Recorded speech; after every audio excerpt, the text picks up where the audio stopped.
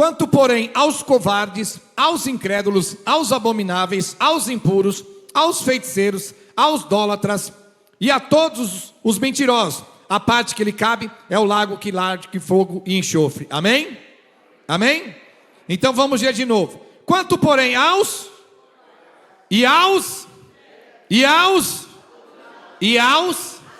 assassino. São categorias de assassinatos diante de Deus. Eu vou dizer duas. Uma categoria, quando você tira a vida de alguém. Amém? Seja por qualquer motivo. Amém? E a segunda categoria, quando você tira a sua própria vida, porque você se torna assassino de si mesmo. Essas duas categorias, ela entra aqui, ó. Não herdará o reino de Deus os assassinos. Então, quando nós abortamos, nós estamos assassinando uma criança inocente que está dentro do ventre. Então nós temos que ter esse ponto. Então Jesus já está dizendo, quando nós estamos nos caminhos do Senhor, conhecemos Jesus, conhecemos a igreja, começamos a palavra, se nós fizermos um aborto, não há salvação. Porque aqui é um pecado de morte, é um pecado de sentença, não é um pecado para remissão. Amém? Paulo, ele é muito claro.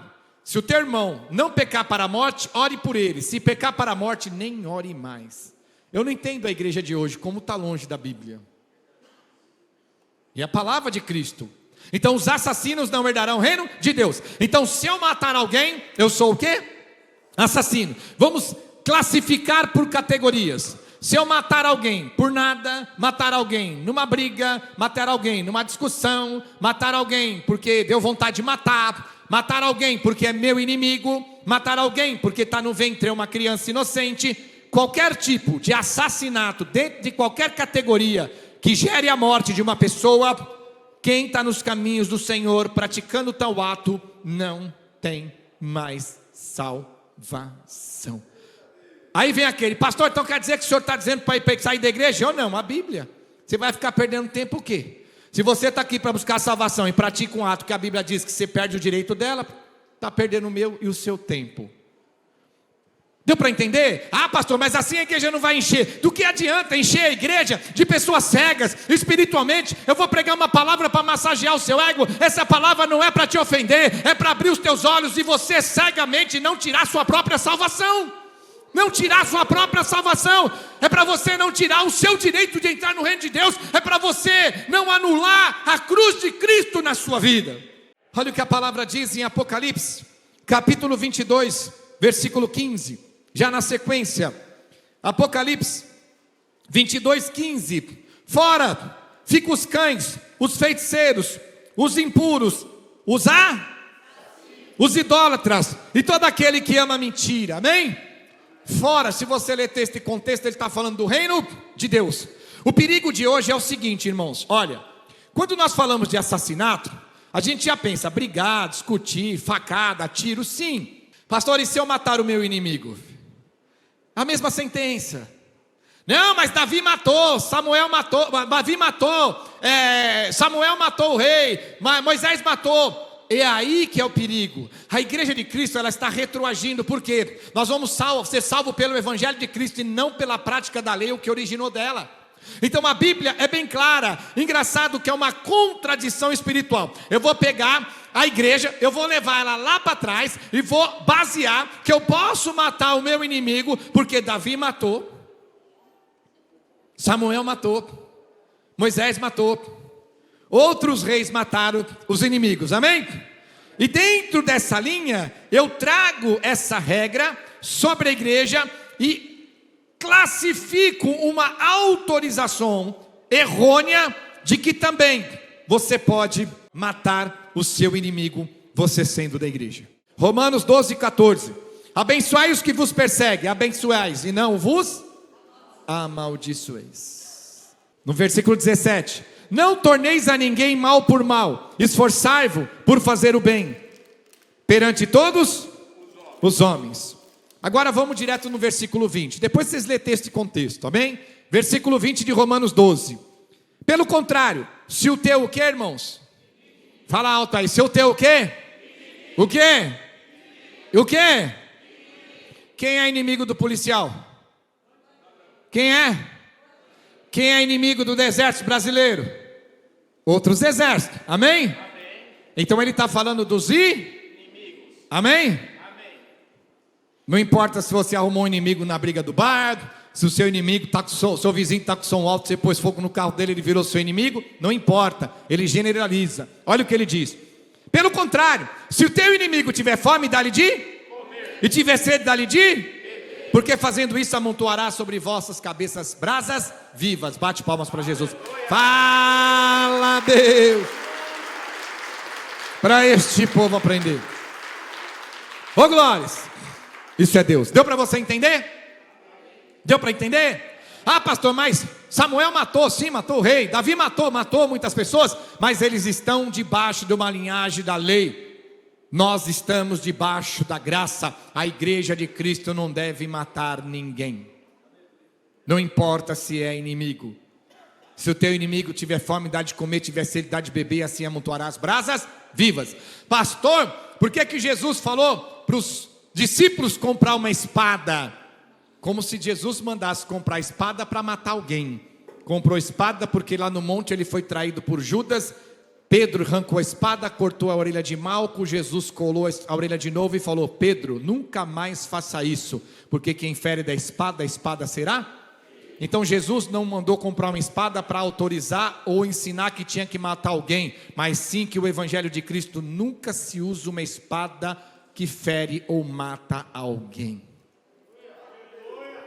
Entende o que é a palavra? Então nós vamos perverter. É óbvio que uma pessoa que é um policial, ele está na linha de frente, dando tiro em todo mundo, levando tiro de todo mundo, ele não vai querer sair da profissão dele para servir a Jesus. Mas se não houver renúncia, não tem como servir a Cristo.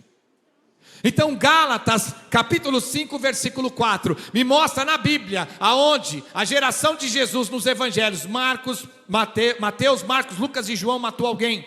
Me mostra na geração da estrutura depois de Atos dos Apóstolos, qualquer discípulo ou apóstolo, a própria igreja matou alguém. Aí sabe o que vai dizer? Ah, mas Paulo mandava perseguir e matar a igreja. Paulo não, era Saulo antes da conversão, depois não fez mais isso. A Bíblia acabou de falar para nós em Apocalipse, né? Que os mentirosos não herdarão o reino de Deus. Então, meu irmão, se você trabalha numa profissão mentirosa, que tem que mentir para ganhar dinheiro, esquece. Você não vai entrar no céu. Não, pastor, em caso de profissão pode. Só se for na tua igreja, na tua casa, no teu Deus que você criou. Nesse aqui, não. É com dificuldade que o justo vai entrar no reino de Deus. Aonde ficará o pecador e o ímpio? Entende, igreja, o que Jesus está dizendo para nós hoje? Olha o que ele diz em Gálatas 5,4, para nós aprendermos aqui claramente, e já voltar ao tema. Eu tive que só explanar. De Cristo vós, que procurai-vos, justificai-vos da graça. Bate palmas para Jesus. Fala, Deus.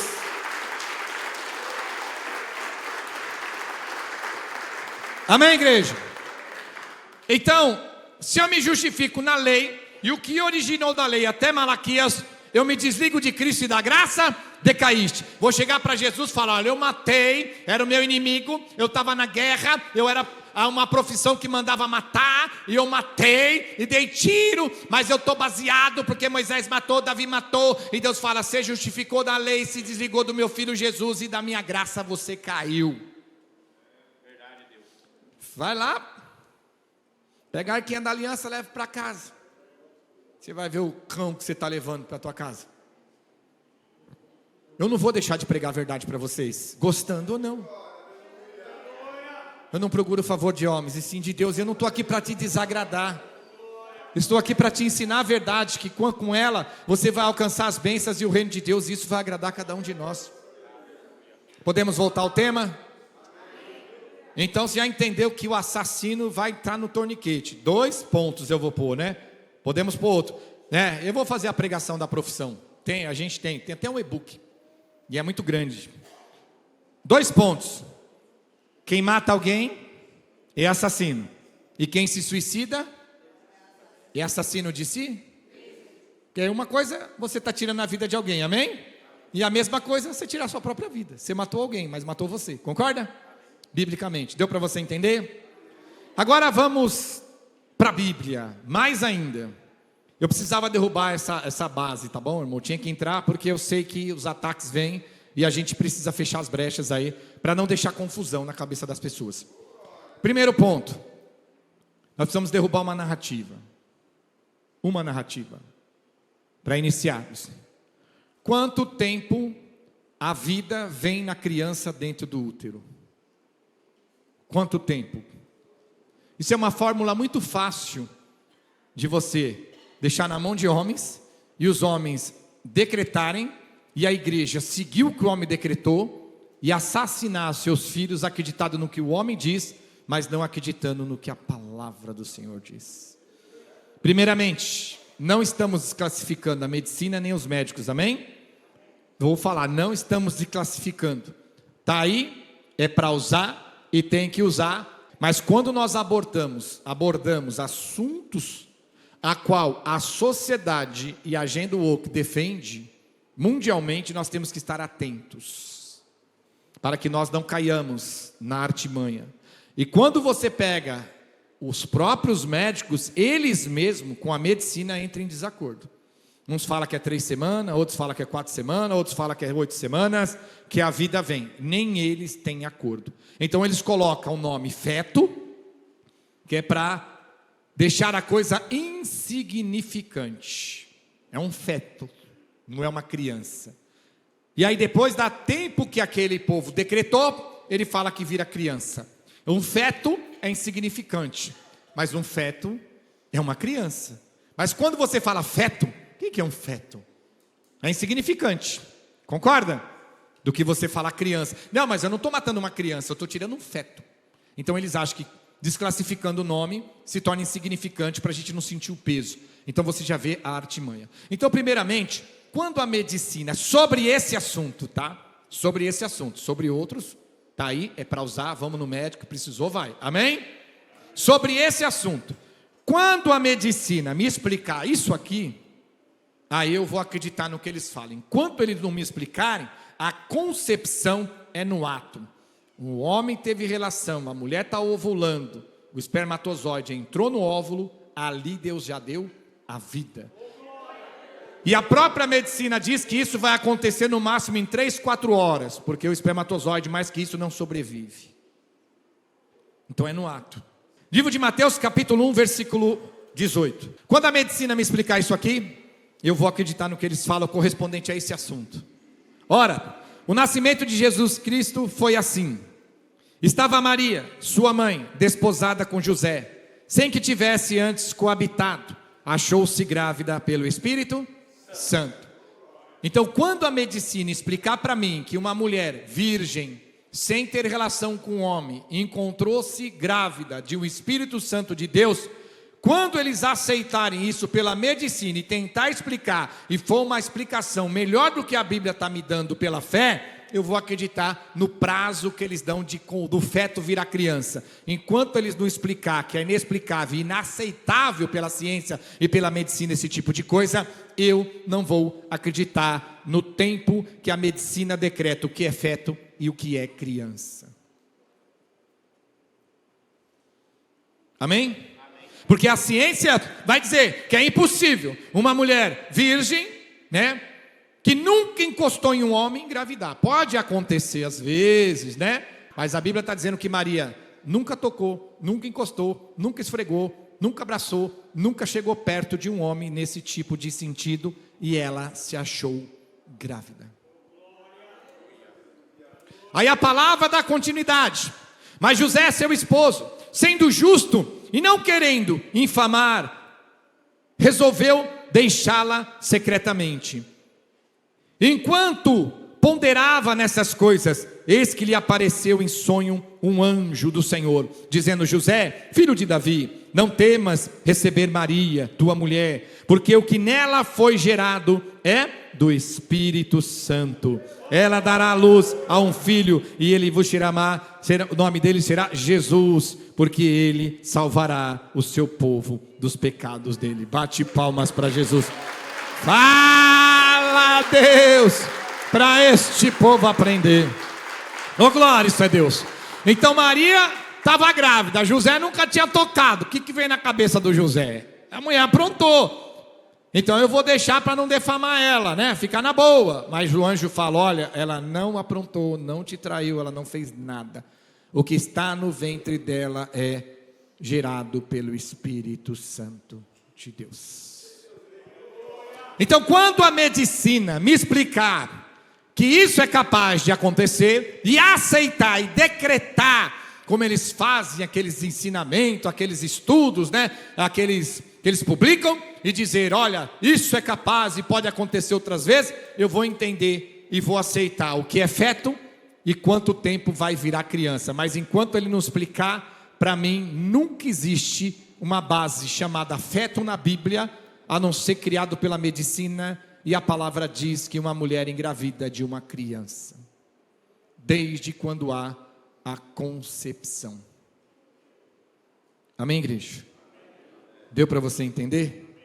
Então, volto a dizer, não estamos desclassificando a medicina. Tá aí, vamos usar, cura câncer, cura doença, faz tudo, os remédios, né? Resolve. Nós estamos falando desse assunto hoje. O aborto. Deste assunto. Então você quer acreditar na palavra de Deus?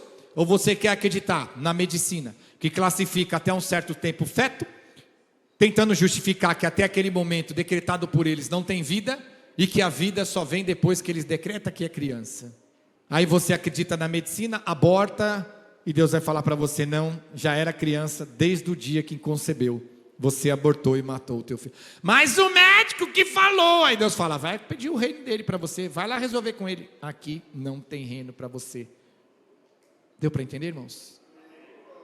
Correspondente a esse assunto, amém?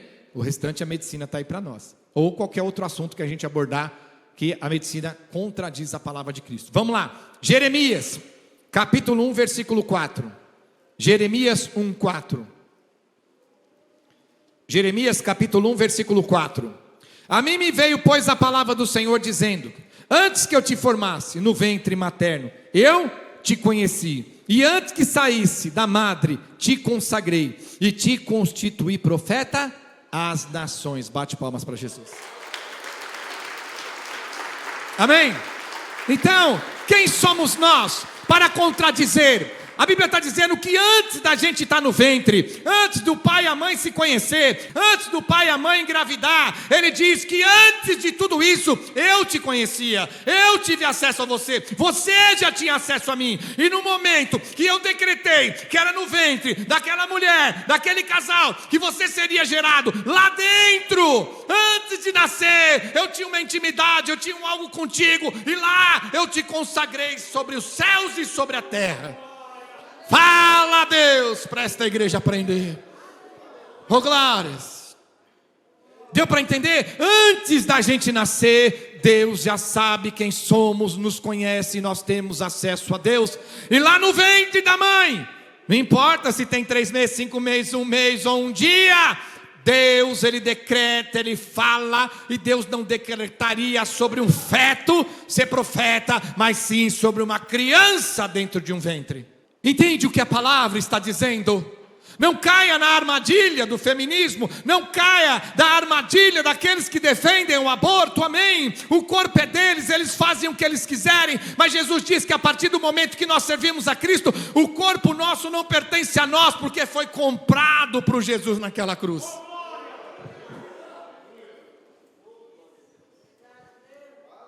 A maioria de vocês não sabia que antes de você nascer, Deus já conhecia, Deus já sabia quem você era. O povo não tem acesso à Bíblia, a palavra não é pregada. E dentro do ventre, Deus constitui, Deus faz, Deus decreta, Deus escreve um caminho. Nós que quando nascemos, fugimos dos propósitos de Deus. Conhecemos o mundo e o pecado, que é muito mais vantajoso e atrativo para cada um de nós. Deu para você entender? Olha o que a palavra diz sobre nós deixarmos nos turbar sobre a sabedoria humana, correspondente a assuntos, não digo polêmicos, mas muitos convictos do nosso entendimento. Muitos convictos, não tem o que falar, irmãos. Olha o que ele diz, 1 Coríntios, vamos rapidinho, 1 Coríntios, capítulo 2, versículo 6. 1 Coríntios 2, 6. Entretanto, expomos sabedoria entre o experimentado, não porém a sabedoria deste século, nem a dos poderosos desta época, que se reduzem a nada. Eu vou cair numa sabedoria da medicina correspondente a um assunto polêmico como esse, a qual a Bíblia não me deixa dúvida quando é a concepção de uma criança, que é o ato da relação, entrou no óvulo, engravidou, para pegar uma sabedoria que reduz a nada diante do Senhor. Vamos para o 13, depois vocês lêem texto e contexto, tá, irmão? Senão não vai dar tempo. Vamos para o 13. Disto também falamos, não em palavras ensinadas pela sabedoria humana, mas ensinada pelo Espírito, conferindo coisas espirituais com espirituais. Ora, o homem natural não aceita as coisas do Espírito de Deus, porque eles são loucura, e não pode entendê-las, porque elas se discernem espiritualmente. Bate palmas para Jesus. Fala, Deus. Aleluias. Isso é Deus. Amém, igreja? Então nós temos que entender o que a Bíblia está nos dizendo claramente. A palavra de Deus, a sabedoria de Deus, o ensinamento de Deus é loucura para os homens naturais, mas para nós que somos espirituais, é o poder, é o ensinamento, é a base de Deus, como diz em 1 Coríntios 1,18, para aqueles que se perdem, a palavra da cruz de Cristo é loucura, mas para nós é o poder de Deus falando para cada um de nós.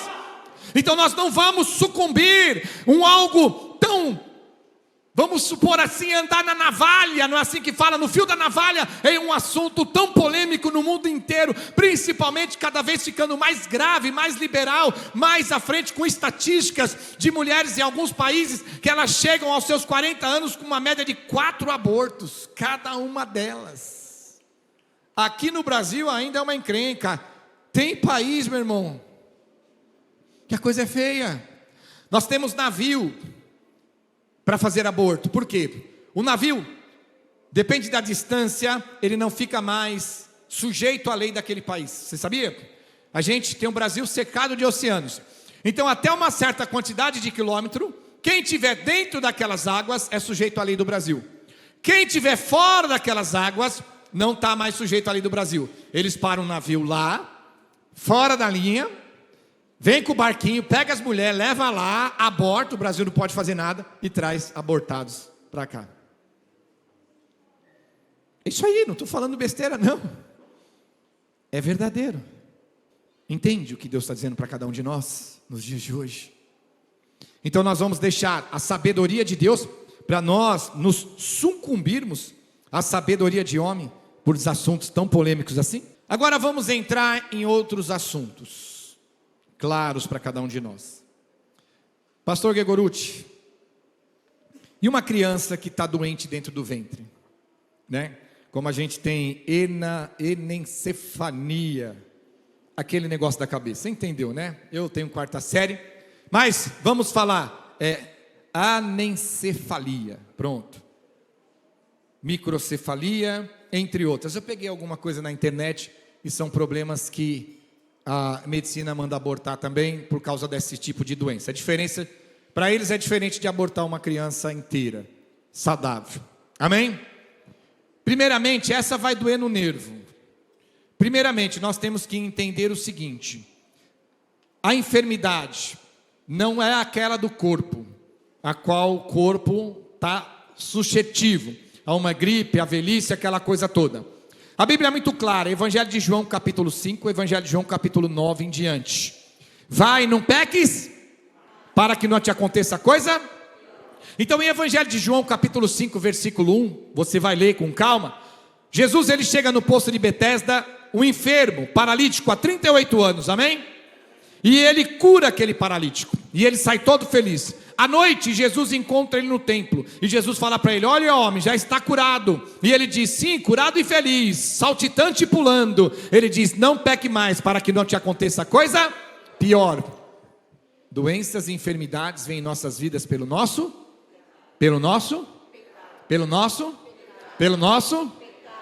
um pai pecador, uma mãe pecadora, dentro de um lar. Satanás tem acesso ao filho ou não? Tem ou não? E uma mãe e um pai pecadora, Satanás tem acesso ao ventre dela, sim ou não? Sim.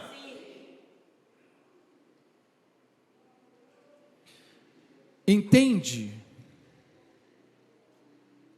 o que a Bíblia está dizendo para nós? Lembra que eu falei para você, uma coisa é o povo do mundo, uma coisa é o pessoal que está na igreja. Então uma mulher de Deus que está alicerçada com o Senhor, obediente à palavra de Deus, firmada com Cristo, que não tem pecado, ela não vai ter uma doença, uma criança enferma no seu ventre. Amém?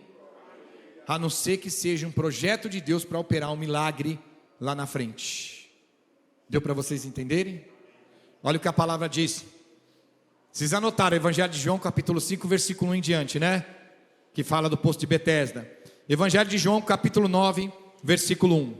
Eu não estou aqui culpando mulheres de nada, nem homens de nada. Nós temos que entender que a gente busca respostas, e as respostas são simples. Nós que vivemos na prática de pecado, pelo pecado, Satanás toca em nós, toca no ventre, toca na criança, toca no marido, toca na esposa, toca no casamento, fecha a brecha e ele não toca mais. Vou mostrar isso para vocês na Bíblia já já. Evangelho de João, capítulo 9, versículo 1, amém?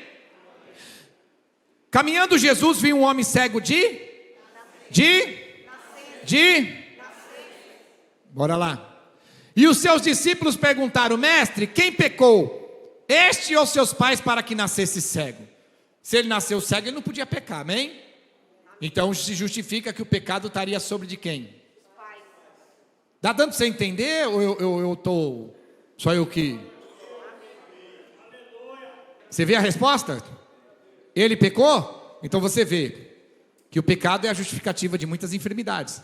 Ele pecou? Não. Como ele é pecar? Dentro da barriga, não tem como. Então se não foi ele, foi? Está aí a resposta.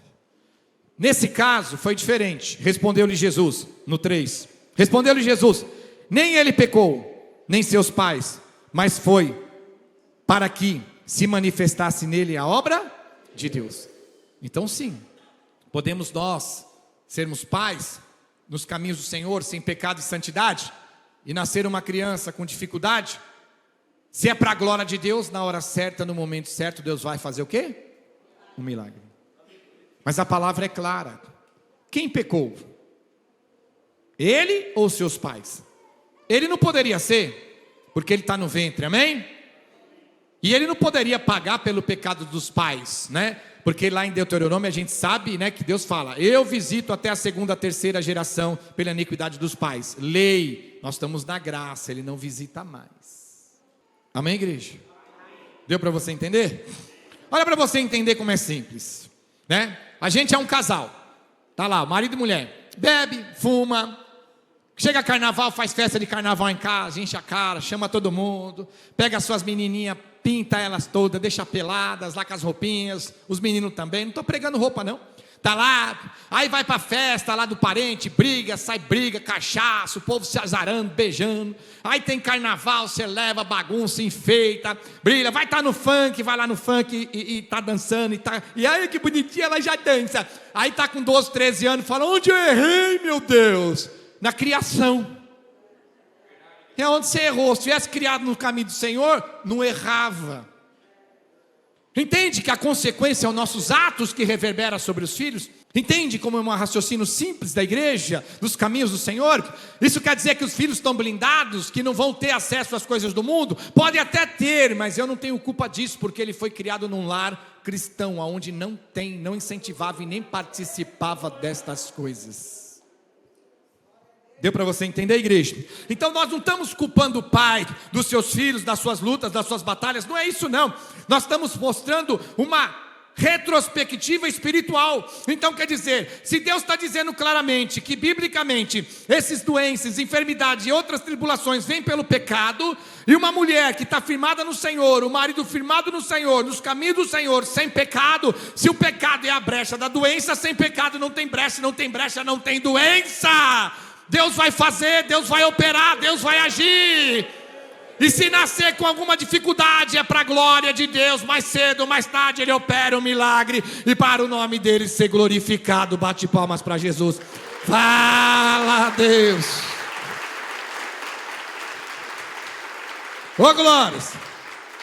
Isso é Deus. Agora nós vamos derrubar outra narrativa. Eu abortei porque minha mãe e minha mãe me obrigou a abortar. Vamos lá, 2 Coríntios 5:10. Ai, minha mãe, quando descobriu que eu estava grávida do Pedrinho, tadinho do Pedro, né? Mandou abortar porque o Pedrinho não era coisa boa. Ai, quando a mãe descobriu que eu estava grávida do Paulinho, que não foi, era a flor que se cheirava, mandou abortar. Ai, meu namorado forçou, me obrigou. A culpa é deles. 2 Coríntios 5:10, amém? Porque importa que todos nós compareçamos perante o tribunal de Cristo, para que cada um receba segundo o bem ou mal que tiver feito pelo meio do corpo. Bate palmas para Jesus.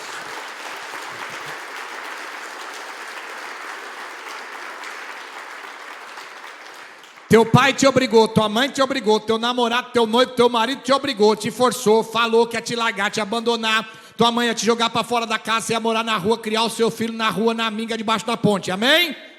Mas quem vai prestar conta pelo que você fez pelo meio do corpo não é teu pai, tua mãe, nem teu tio, nem tua avó, nem teu namorado, nem teu noivo, nem teu marido. Quem é?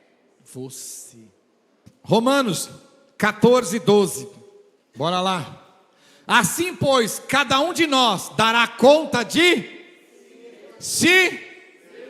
Não, Deus, sabe o que acontece? Espera aí que eu vou chamar meu marido, meu namorado, minha mãe, meu pai, minha avó que me obrigou. Não, Deus fala que você vai prestar conta de si. No dia do julgamento não vai ter pai, não vai ter mãe, marido, filho, esposa, nem pastor. É você e Deus. Você e Deus. Prestará conta de si mesmo a Deus. E não adianta jogar culpa nos outros. Deus fala, não precisa falar deles não, que já eles vão chegar aqui, se tiver com o nome no livro da vida. O negócio é só nós dois, esquece os outros. Nós dois. Explica. Não tem explicação. Entende o que nós estamos dizendo para nós, igreja? Entende o que a palavra do Senhor está dizendo para nós? A criança, a partir do momento que um homem e uma mulher têm relações íntimas, a mulher está ovulando, o espermatozoide ele entra dentro do óvulo. Naquele momento Deus decreta a vida. Naquele momento Deus pega aquela vida que ele já conhecia antes de estar no ventre e fala, olha, aquela é a casa, aquela é a família, aquele é o lar, é lá que você vai nascer, é lá que você vai crescer, é lá que você vai viver, e acabou. Posso fazer uma pergunta?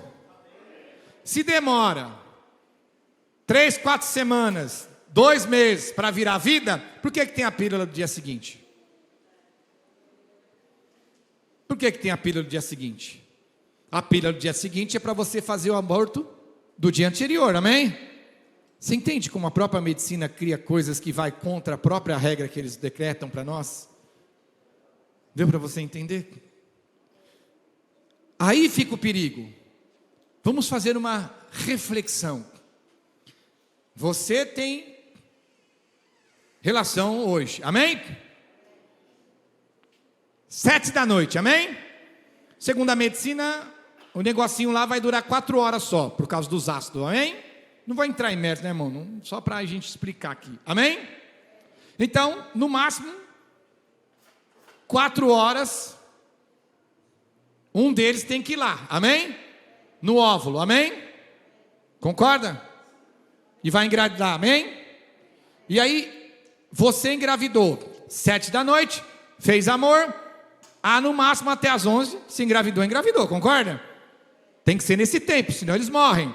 No dia seguinte, 10, 12 horas depois, você toma a pílula no dia seguinte, dissolve o óvulo e o esperma. Você fez o quê? Aborto. Vai na da medicina. Deu para entender, varão? Entende? A medicina não fala que demora 2, 3 dias para o esperma conseguir chegar lá. Não, é no máximo 4 horas, senão eles morrem. Eles não têm como sobreviver. Então se a gente tem uma relação hoje, 4 horas, 7, 8, 9, 10, 11. Então até as 11, se for para engravidar, estiver ovulando, vai ser nesse horário, amém? Se tomar uma pílula amanhã cedo, vai abortar o que foi feito hoje. Você já abortou uma criança. Fez um aborto. E tem gente que anda com esse negocinho na bolsa. Vai pro funk, tomou umas a mais, aí já viu. No outro dia, toma uma pílula. Quantos abortos essas pessoas estão fazendo e não tem nem ciência do que estão fazendo? Vão ser cobrados no dia do juízo final. Amém, igreja? Amém? Vamos falar agora da cumplicidade. Marido e mulher entram no acordo de abortar. Pai, mãe entram no acordo com a filha. Noivo com a noiva. Namorado com a namorada. Ah, mas ela que abortou. Efésios 5:11. Efésios capítulo 5, versículo 11. E não sejais cúmplice das obras infrutíferas, porém antes reprovai. Entrou os dois em acordo, namorado e namorada, noivo e noiva, marido e mulher, entrou no acordo, pai com filha, filha com pai, mãe com pai, mãe com filha, entrou em acordo, vai todo mundo junto para o aborto, todo mundo vai ser cúmplice daquele assassinato. A mulher diretamente e os outros também, porque foram cúmplices, pagaram clínica, arrumaram médico, marcaram consulta, levaram lá e fizeram o aborto da criança. Todo mundo se torna cúmplice, todo mundo vai pagar no dia do juízo final. Pastor, eu estava na igreja, mas aonde eu estava não me pregava isso, só me pregava aquela coisa de vitória, ouro, prata, riqueza, passeava no sal.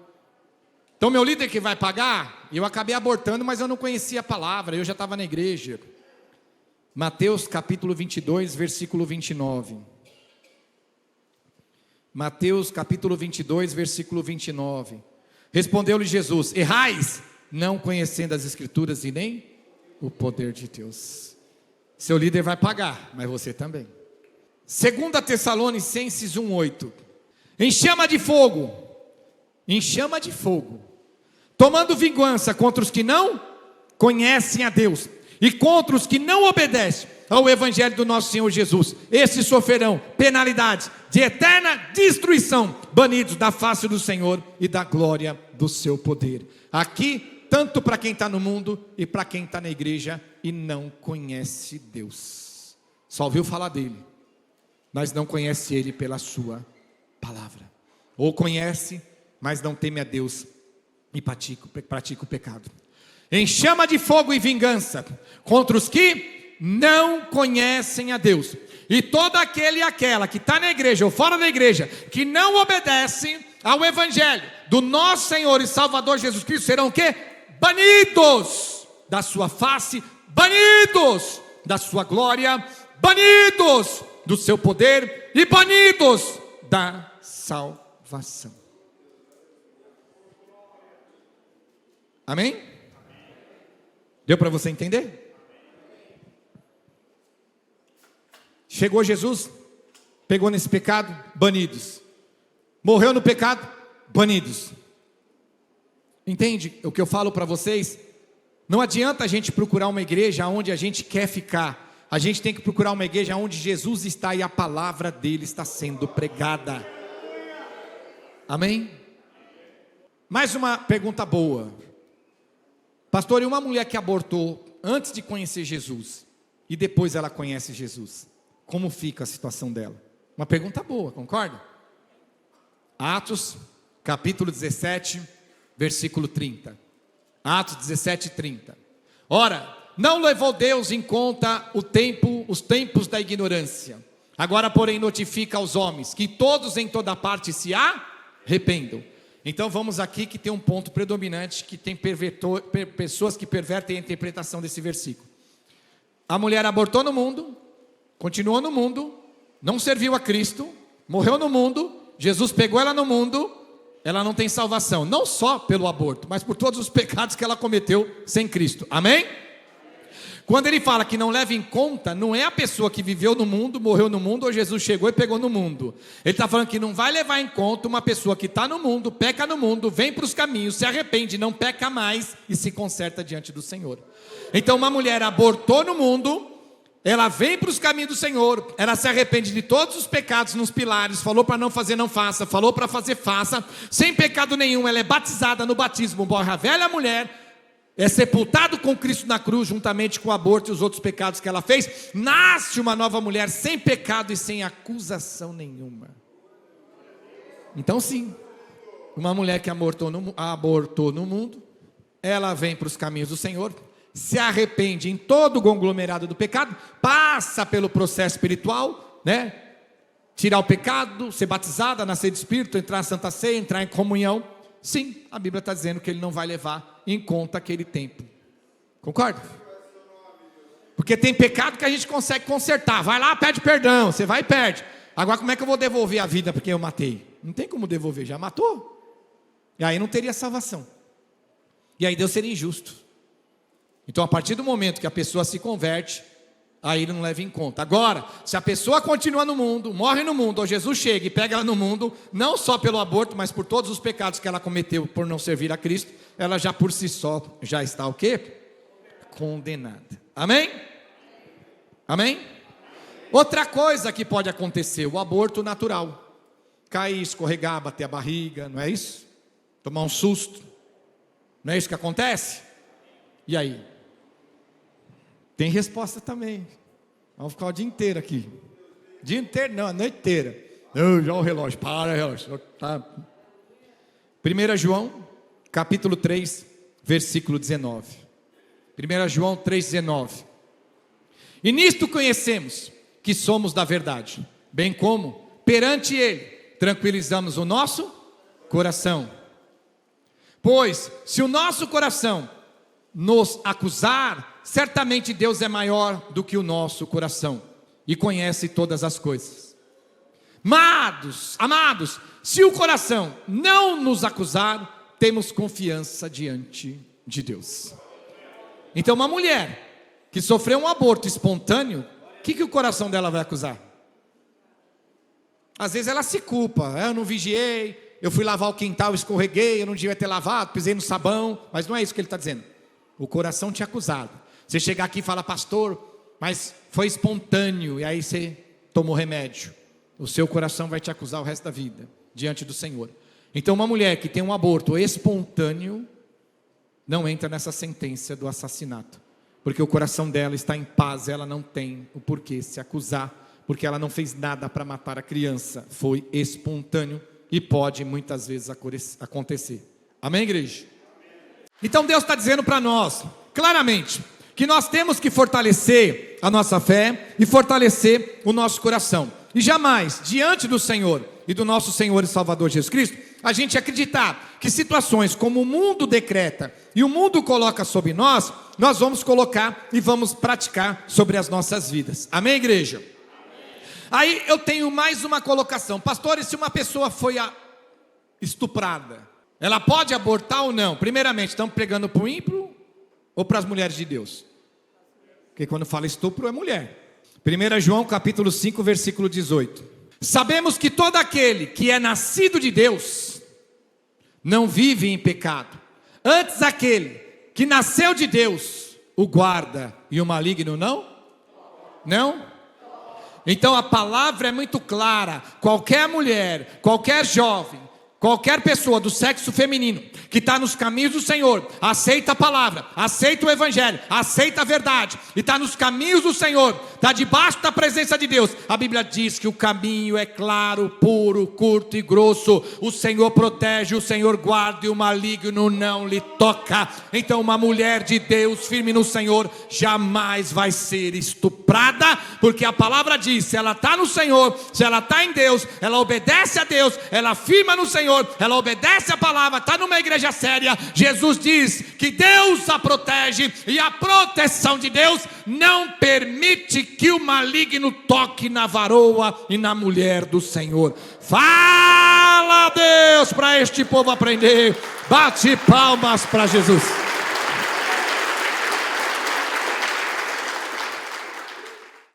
Ah, pastor, mas eu conheço uma irmã da igreja. Nem tudo que reluz é ouro. Deus não está falando irmã da igreja. Ele está falando irmã que não peca, que não transgride, que está em Deus, que que se santifica, que ora, que jejua, que não está na balada, no pecado, na iniquidade, na transgressão. Pessoa que renegou o mundo, já aceitou a renúncia, viveu a fé, morreu a velha mulher, nasceu a nova mulher, nasceu do Espírito, toma a Santa Ceia, está em comunhão e santidade 24 horas por dia da sua vida. Deus protege, Deus guarda. Eu creio na fé, eu creio na proteção, eu creio no revestimento, e Ele não vai permitir que Satanás nenhum venha levantar homens escrotos, sujos e imundos para tocar na serva do Senhor, a qual Ele está dizendo que a protege como a menina dos olhos deles, a ponto de um maligno, em hipótese alguma, tocar em você, varoa. Bate palmas para Jesus. Fala, Deus, para este povo aprender. Oh, glória a Deus. Então, não tem nem o que discutir. Para que nós vamos entrar em mérito? Se uma irmã for estuprada e engravidar, se ela pode abortar ou não, se a Bíblia está dizendo que uma serva de Deus, que está no Senhor, que não vive na prática de pecado, Deus a protege, e o maligno não lhe toca. Às vezes as pessoas falam assim, pastor, né? Quando a gente prega do divórcio também, pastor, mas o meu marido bebe, meu marido é isso e aquilo. Se você é uma serva do Senhor, não anda no pecado, está em santidade, Deus te protege. O teu marido pode chegar do jeito que vier, meu irmão. Deus vai descer o sarrafo no mundo espiritual, o diabo vai cair por terra, o teu marido não lhe toca. Por isso que eu falo, fé é algo que não se compra, não negocia e não se vende. Fé se vive. Se vive. Se vive. Eu creio no poder de Deus. O marido chega bêbado em casa, mulher, põe aquela roupa lá que hoje vai ter. E a mulher até gosta, a mamãe está drogada, está bêbado, sem tomar banho. Ela não quer, não tem vontade. É só ir lá no banheiro e falar, sua volta. Chega lá, Senhor, põe tuas mãos, estou aqui na santidade, na obediência. Eu amo meu marido, mas hoje ele está daquele jeito. Eu não quero, pai, hoje e tal. Quando ela sai do banheiro, o cara está dormindo, desmaiado, lá pegando mau sono. Você crê assim ou não crê? Se não crê, estamos na igreja perdendo tempo. Essa é a fé. A fé é o firme fundamento das coisas que não se vê, mas que se ouve, que se espera. E eu espero a proteção e o revestimento. Se Deus está dizendo que qualquer homem e mulher que não vive no pecado, na iniquidade, serve a Deus de verdade, e estando na presença do Senhor, e nasceu de Deus, não é nascer de uma placa ou de um líder, é nascer de Deus. Por que nascer? Porque a Bíblia diz que todos nós somos criaturas e que nós precisamos ter a adoção de filhos e filhas pela obediência da palavra de Cristo. E quando nós nascemos de Deus e na presença de Deus sem pecado, Ele diz que o maligno não toca. O maligno pode tocar diretamente em nós, ou ele pode usar pessoas diretamente, ou usando pessoas ele não lhe toca. Então uma serva de Deus alicerçada nos caminhos do Senhor, seja jovem, seja mais velhas, seja mulheres, seja qualquer tipo de mulher, assim, tipo que eu digo da idade, pronto, achei a palavra, do menor ao maior, do mais novo ao mais velho, se ela estiver firmada no Senhor, o maligno não lhe toca. Por mais que tenha armadilha, Deus te livra, Deus te guarda, Deus te protege, o maligno não lhe toca. E se o homem viesse e falar, Senhor, está repreendido, o cara vai cair duro, seco no chão, não morto, mas vai cair porque o maligno não lhe toca. Ou a gente crê, ou a gente é ímpio. Agimos com a regra da sociedade. Então para que uma mulher de Deus, que está sem pecado, na iniquidade, nascida de Deus, sabendo que Deus não permite que o maligno toque nela, para que ela vai fazer essa pergunta para Deus ou para ela? De ser estuprada e engravidar, se Deus está falando, e quem está dizendo que isso vai acontecer na sua vida?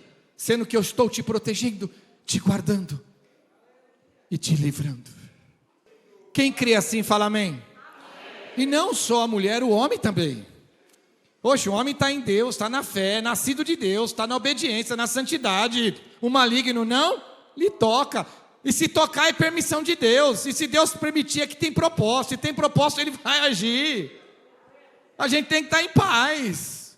Eu confio no Senhor.